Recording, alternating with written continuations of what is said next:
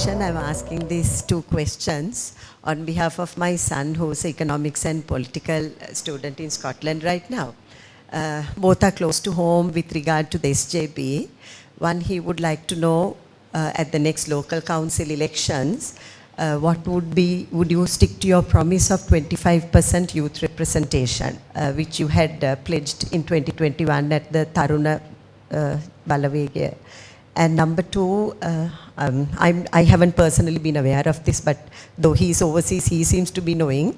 One of your members of parliament had called something not so nice to a female member of parliament.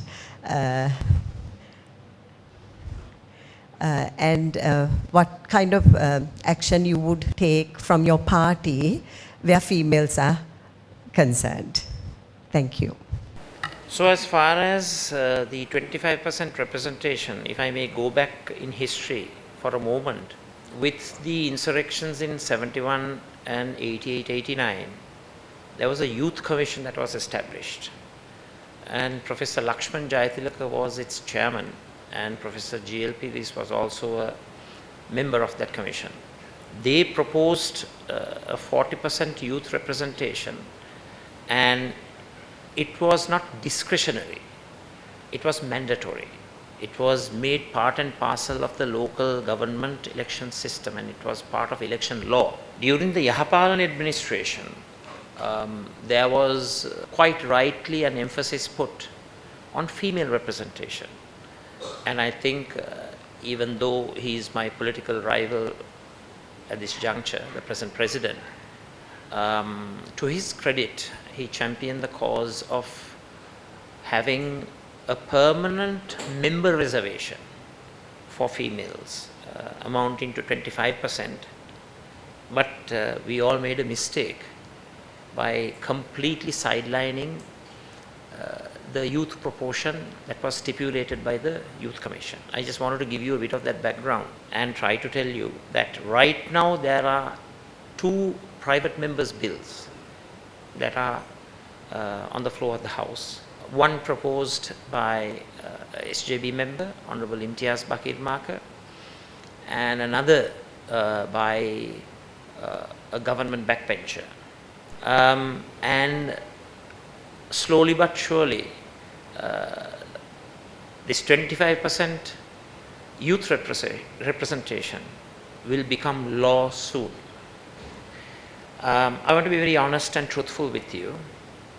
Even though we espoused the cause of the youth and pronounced this 25% representation, practically for it to be implemented, I personally think that a legal enactment is very important because in the traditional way of things, by and large, there are certain organizers who conveniently forget those pronouncements that have been made.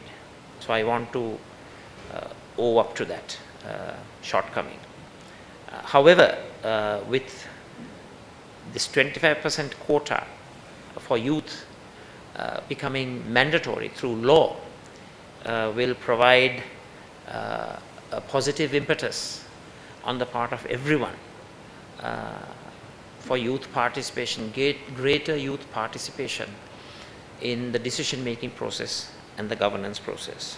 As far as the verbal fisticuffs that take place both inside and outside, I think they are uncalled for, and I think the females of this country, comprising 52% of the population approximately, deserves much better. However, this I don't say to justify any of the words that were uttered. I can assure you those have not been part of my vocabulary. I can assure you of that. There are occasions whereby heated exchanges take place, but that is no excuse for anyone to engage in verbal vulgarism. That I must say is applicable to both male and female alike. Because I think that has to be stated, and we learn from our mistakes.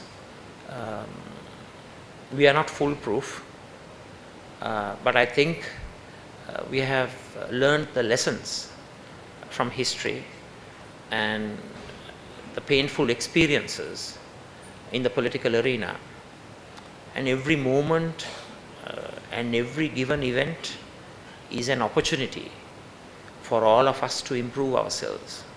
Most important, the policy makers and the decision makers. We have to be role models. We have to abide by higher standards than the normal members of the civilian society. So I take what you say in good spirit, and I think your comments are positive, and certainly I will take back your comments to the major fora in our party, and I will repeat what you said for everyone to hear, and those relevant, I'm sure, will take notice, and hopefully there will be change in everyone's behavior.